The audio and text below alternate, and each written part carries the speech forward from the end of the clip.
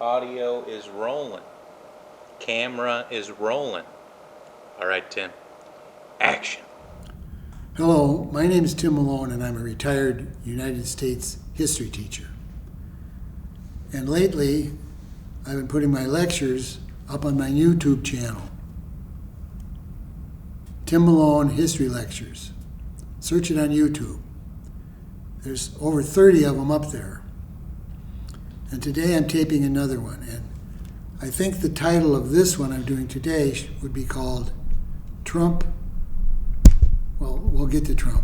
Fascism 3. Because I've done 2 previous fascism lectures. This one, I guess, Fascism 3, or what I might call textbook fascism. Textbook fascism.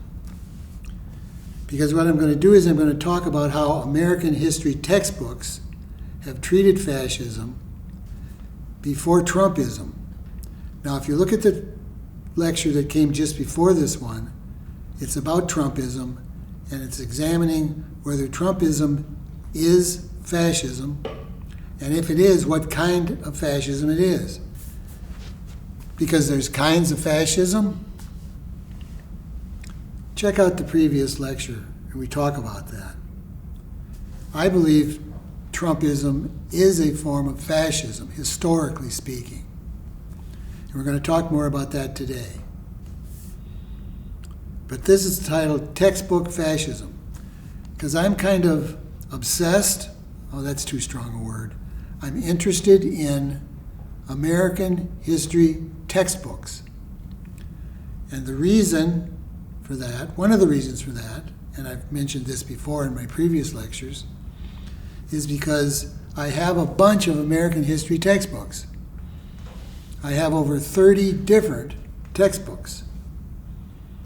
Freshman, sophomore year in college, survey class, the first history classes you take in college. I have a bunch of them because the publishers would send them to me free. I'd go to my mailbox at Elgin Community College, where I taught for 25 years, and there'd be a textbook because the publishers were soliciting my business. They wanted me to look at their textbook and then use it. And indeed, I did use a textbook all those 25 years. And it was the same one by the same guy. It's here, out of many. This one right here in this pile of textbooks I brought today. Farragher. This is the textbook I used for years and years and years. This is the combined volume, both halves, and the 7th edition. So now, I was one of those college-level history instructors who assigned a textbook but almost never used it in class, which is standard. I don't need no stinking textbook to teach American history, but it fills in the gaps. And I explained this to my students on the first day. Fills in the gaps. And we would read a couple of chapters in here. I'd use the chapters in a couple of instances. But mostly, no. I told my students to bring the book to class because I said we would touch the textbook. I kind of made a thing out of it, touching the textbook from time to time. It was meant for continuity and background and context and to cover things that I didn't. Because you can't cover everything. And here we have 7 of the textbooks that I have. I picked them out because these are, I think, the best ones, the most famous ones. I mean, here's Brinkley's, Alan Brinkley's American History, Connecting with the Past, 17th edition or 18th edition, and that was back in like 2012 or 2013. It's in the 20th edition now, the largest selling American history textbook, right here, Alan Brinkley. And I picked these out because I recognize the authors from other studies, from other classes when I was a student. There's 7 of them here. And today we're going to talk about how these books, these American history textbooks, cover the term fascism. Now, I've said before in lectures about fascism, this is the third, this is Fascism 3, textbook fascism, that I think I'm the only American history lecturer that I knew that taught a unit every semester in the second half of American history. Elgin Community College divided American history into first half, beginning of time to Reconstruction, second half, Reconstruction to the present. 2 halves. Oh, I was the only teacher I knew who every semester for 25 years taught a unit on fascism in American history class. But now it's everywhere, the term is everywhere. That's why I'm doing 3 different lectures on it here and on my YouTube channel. And last lecture, let me remind you, I talked about Trumpism as fascism. It's a complicated topic, it's a complicated issue. But I thought I'd look at these textbooks and see how they covered it. And let me remind you again, I keep talking about the lecture before this one, where I said that I thought Trumpism, the emergence of this movement, this leader, and we're in the midst of this historical development, was one of the most important things that ever happened in American history. The big 3, American Revolution, Civil War, World War II. Now Trumpism, the emergence of Trumpism, is in the same category as those, and you're saying, what? Yes. It's my judgment as a historian. The jumping of this form of fascism out of the shadows of American democracy, well, it shocked me, and it's a major development in American history. Robert O. Paxson, a scholar of fascism, who I taught when I taught fascism in American history class, had the famous saying, fascism lurks in the shadows of liberal democracies. Always. It's always there. Fascism lurks in the shadows. And with Trump and Trumpism, it jumps out of the shadows starkly. I mean, wow. As an American historian, I'm a pretty cynical guy. It shocked me that he and his movement have had the success that they've had. And regardless of what you think of him and his movement, the development is a historical bomb in American history, in my opinion. So I'm spending some time on it here. And in the process of spending time on it, I've broken my 20-year rule, which again, last lecture, I talked about the 20-year rule, which I picked up from a prof I had at NIU years ago, who said that it's not history unless it's 20 years old. I've broken that, and I agree with that. Now, we can argue, these textbooks, they don't obey the 20-year rule. They usually go up to the last presidential election. Well, we'll get to that. We'll get to how these textbooks treat the 20-year rule in a minute. Now, let's talk a minute about textbooks. Again, I have an ambivalence towards textbooks. I required my students to buy one or borrow one. I would wait a couple of weeks and then bring in, because I had multiple copies of the textbook I assigned, obviously, and I'd loan them out to students who claimed they couldn't afford them. And they're overpriced, there's no doubt about that. It's a racket, right? Textbooks. But look at this thing. Talk about compressing and distilling American history. Here's American history. Look at that. And these things, all of them, almost all of them, are, in my opinion, works of art. I mean, page after page. I mean, people work on these things. Editors, designers, graphic designers, I mean, these things are beautiful, a lot of them. And yet, they're held in disdain by the profession, which is ironic because every historian knows that the way you get rich in the history profession is to get a popular textbook. That's how you make money as a historian, to have one of these that survives, that's used. And yet, in the historical profession, if I were to write a historical article for publication in a historical journal, you can't cite in your footnotes, you can't cite in your bibliography textbooks. It's prohibited. You say, what? This is what most students know about American history that go to college, high school, college, because there's a Farragut high school version of this too. All of these would have high school versions. These are the college versions. And yet you can't cite them. They're kind of out in the cold. They're in the wilderness. These beautiful, money-making histories of our country. And again, I got 30 different ones at home. And there's more than that. I don't have them all. And yet they're treated with disdain. It's funny. Because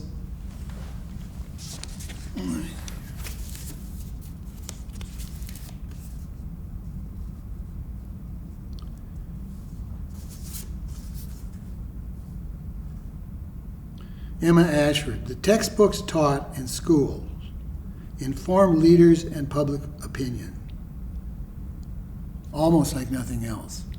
In other words, Donald Trump, Joe Biden, Barack Obama, all of them, what do they know about American history?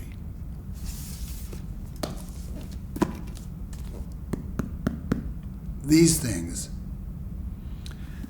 They're very influential and yet treated like orphans, money-making orphans by the profession.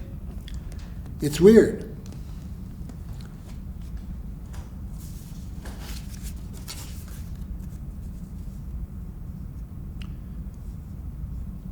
From the Root, it's a book from 2021. We found the textbooks of the senators who opposed the 619 Project.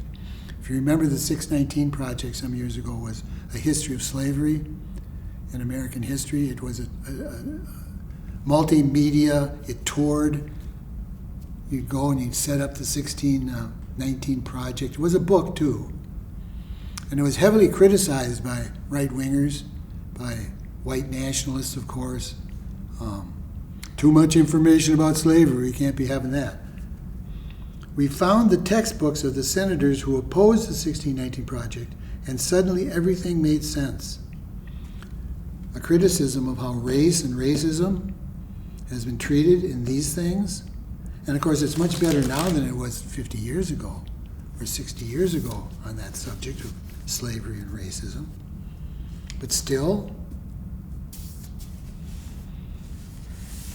well, I'm talking about textbooks and fascism. Now, how I went about this, and I have documents on my computer, textbook capitalism, textbook imperialism. I've mined these things. I've sort of made it in retirement, my project to examine how these things, which are more influential than we think, how these things treat various topics. And to do that, of course, you go to the index. You guys know about indexes, don't you? I read something here recently where kids nowadays don't even know what an index is. It's in the back of the book, most books. Index, where things are mentioned. This is Farragut's book that I'm familiar with because I assigned it. Where the hell? I didn't have this marked. Oh, here it is. Fascism, 723 to 724. The index. Names, places, topics, right? I don't know. I have to show you the index. Fascism, 1/724. This is what I do. Oh, they're talking about the Spanish, Mussolini and Hitler, of course. World War II. Of course, how can you talk about World War II even from an American perspective and not mention Hitler? Oh, I've talked about Hitler. I don't want to get on Hitler right now, the most famous man in the world. Francisco Franco in Spain, fascist rebels. Fascist regimes. Talking about Italy, Germany, Spain. Now, I talk about this in my previous lectures on fascism. I talk about the fascist regimes of the 30s and 40s. Classic fascism, you might call it. Everybody agrees on something, fascism. But there it is, one entry. So Farragher, fascism, in his American history textbook.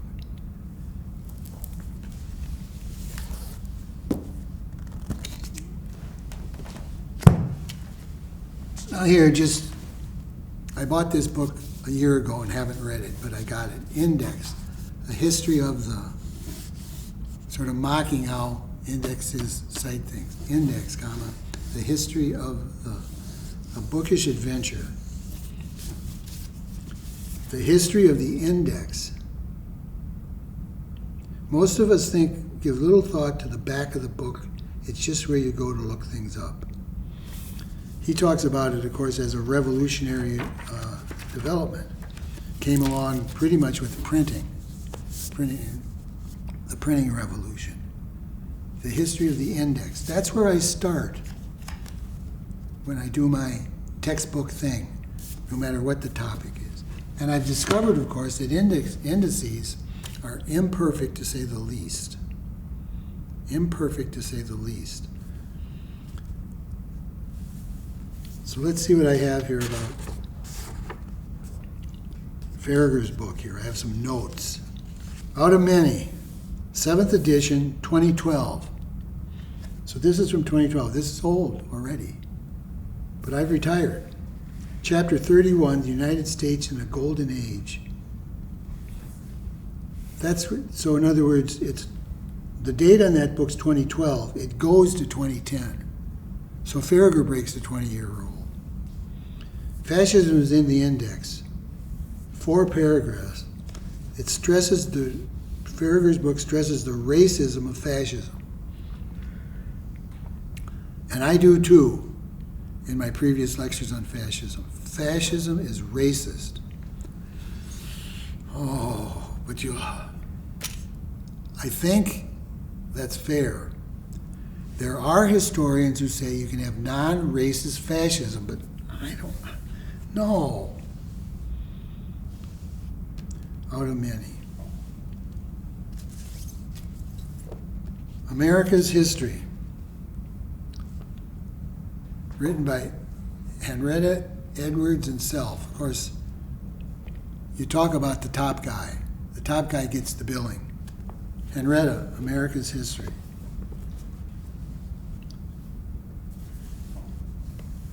2011 goes up to 2011. Obviously, I have written here, current events as history.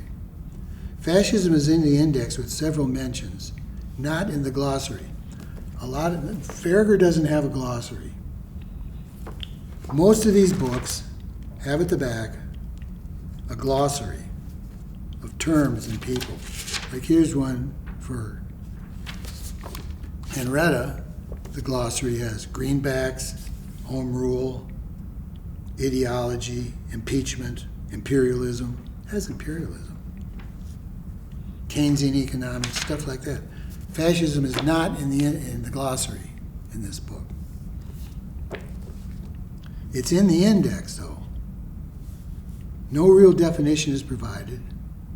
A useful insight that Henrietta makes is that one of the first things Hitler did was outlawed all other political parties.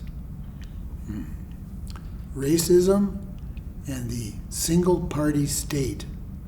Now, of course, communist parties do the same thing when they come to power. They outlaw you can't form an opposition political party. Now, Trump, he hasn't done that. He can't do that. The United States system doesn't allow him to outlaw Democrats. He talks like he should be able to. He accused the Democrats just yesterday or the day before of wanting to destroy the nation. Donald Trump said on the 4th of July, gave a speech in which he said, the Democratic Party wants to destroy America. Pretty dire, yet I don't think he could give a speech and say, by some sort of decree, I hereby officially outlaw the Democratic Party and arrest all the Democratic leaders around the country. I don't think he could do that. There's hope.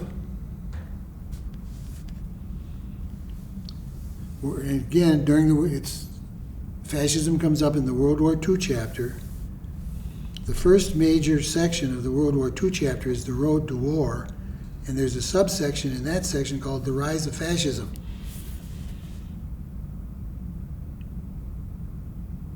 Henrietta has a subsection in his book, the rise of fascism, which makes the term somewhat prominent and makes it exclusion from the glossary. He has a section called the rise of fascism, yet fascism isn't in his glossary and is not really that prominent in his index.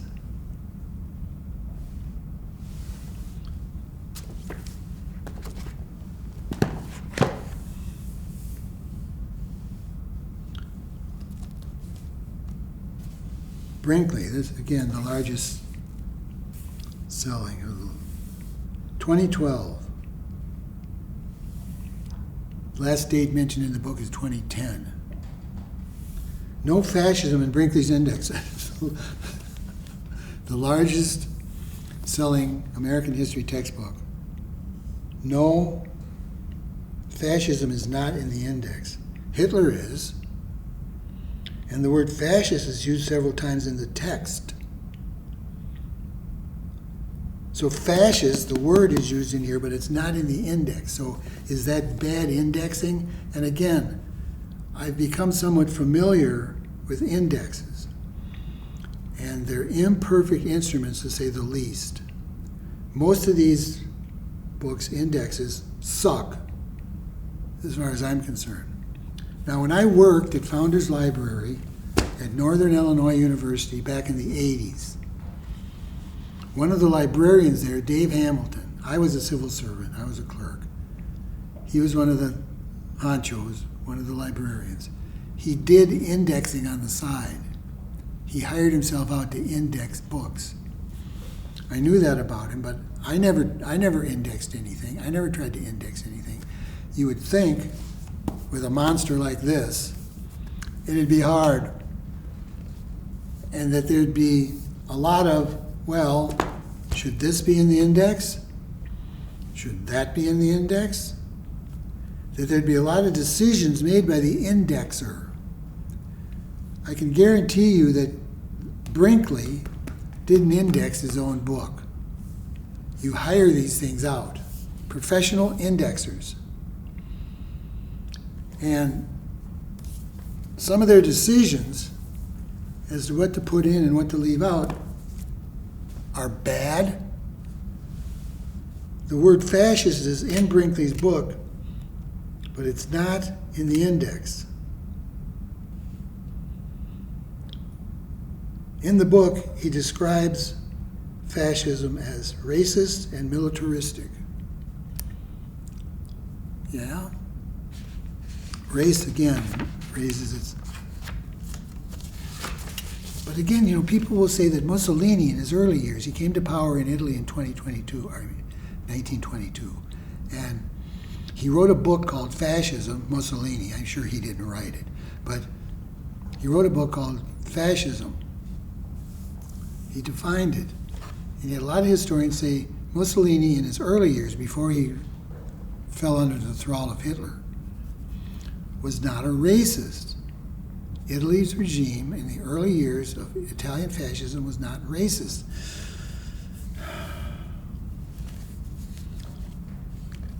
I don't know. We move on. Brinkley. No fascism. Give me liberty. Eric Foner, one author, he wrote this himself, Eric Foner. He's famous American historian, a leftist. Give me liberty. Again, these things are just beautiful. Maps and charts and I mean, just something on every page. I mean, in an effort to get the kids to look at them. And I think maybe they went the wrong way with that. Too much concession to the video and the film and photography, not enough of the words.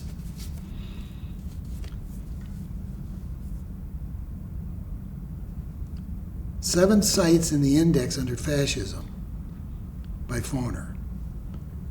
Chapter 23, the United States and the Cold War. Foner mentions fascism as a form, mentions fascism as a form of totalitarianism. And mentions the prevalent view during the Cold War that a totalitarian state cannot be overthrown from within. This was one of my pet peeves during the Cold War, in my teens and 20s, because in the right, during that time, Ronald Reagan,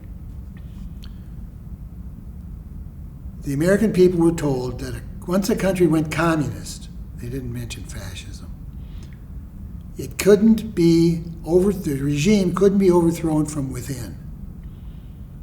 The grip of a totalitarian state, of those commies on a country, once they took it over, was total. You couldn't rebel. You couldn't overthrow the government from within. And then, of course, in 1989, the wall came down, and 2 years later, the Communist Party of the Soviet Union met and voted itself out of existence. I was right. Those regimes were not exempt from the forces of history. It was simply untrue that a communist regime cannot be overthrown from within. Yes, they can. I'm a historian. Good for Foner to catch that. However, fascism, it's said here, this is the best treatment of fascism so far in a textbook. However, fascism is not in Foner's glossary, but totalitarianism is. The term that describes aggressive ideological-driven states that seek to subdue all of civil society to their control, thus leaving no room for individual rights or alternative values. That's Foner's definition of totalitarianism. And fascism is a form of totalitarianism. A term that describes aggressive, ideological-driven states that seek to subdue all civil society to their control. Good definition for fascism, too. Fascism is not in the glossary.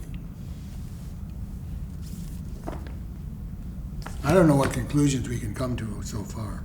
The American Promise. I taught this when they had telecourses at Elgin Community College, A Strange Beast. And this is the textbook I used for them.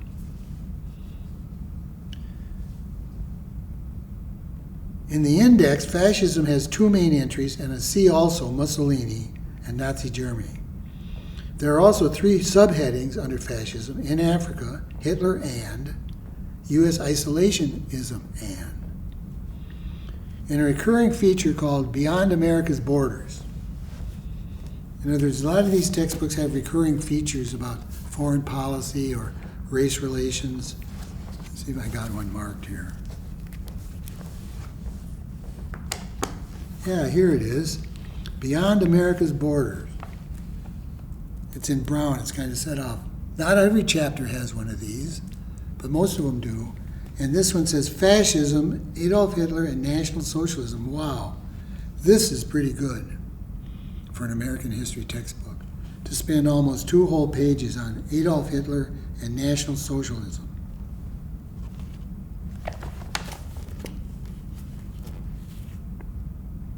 Rourke, the main author.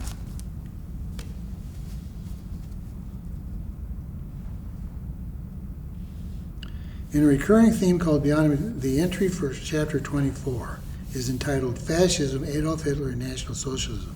This is a very useful piece.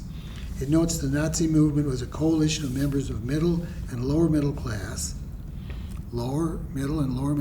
fascism, but also, the upper class joins in. The upper class, when they see this movement, this fascist movement, coming from what for the upper class is from below, they join in. A one-party government, again we're back to that, fascism, one-party government. All other political parties are outlawed. I think that seems to be a recurring theme. Anti-Semitism is noted by Rourke as basic to Nazism. Anti-Semitism. That's a form of racism. The cult worship of Hitler to the point of attributing superhuman powers to him is also noted. Are superhuman powers attributed to Trump by his cult following? Yeah. There's those weird artwork where he's a muscle man or a healing angel. Superhuman powers attributed to the leader. This is a very good treatment of fascism for an American history textbook. Yet fascism, again, is not in the glossary. How can you have a 2-page special section on fascism and not put fascism in your glossary?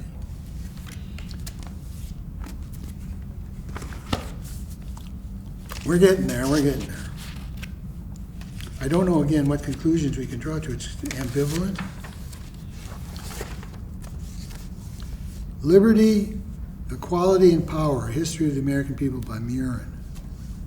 I knew him before he got his textbook. He attributed the American Revolution to feudal revival. Once the French were kicked out after the French and Indian War, the English tried to Englishify the colonies.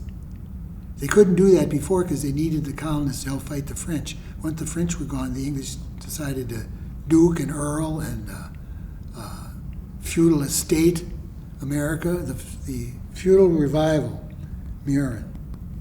I knew him for that. This is his textbook.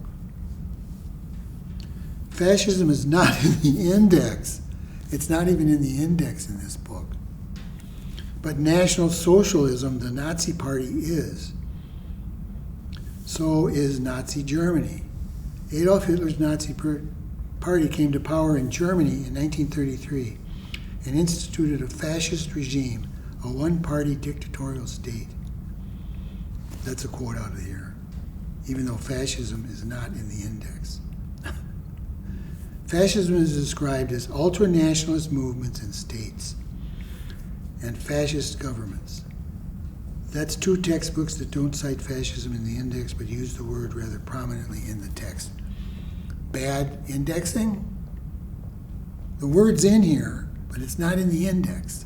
Bad indexing, or let's leave that out of the index. We don't want to talk too much about fascism. Is that bad indexing or a conscious decision not to highlight the word? Fascism is also not in the glossary. And then finally, I have Of the People by Oakes et al., 2014. No fascism in the index. Hitler is, of course.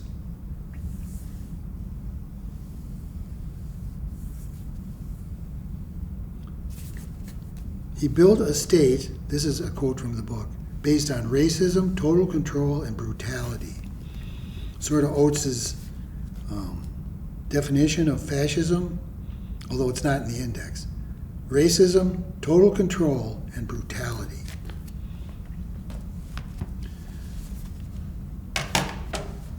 So again, this is sort of textbook fascism. Ambivalent, hit or miss. I don't know personally how you can keep fascism out of a glossary of American history, because we had fascists in the 1930s here. I think most historians, whether right or left, would agree with that statement. There was American fascism in the 30s. It obviously didn't reach boiling point like Trumpism has. The revival of American fascism, Trumpism, and it won elections. Trumpism won elections. But that's how the textbooks that I have, and these are old, but still, a textbook's a textbook. Textbook fascism. Make of it what you will.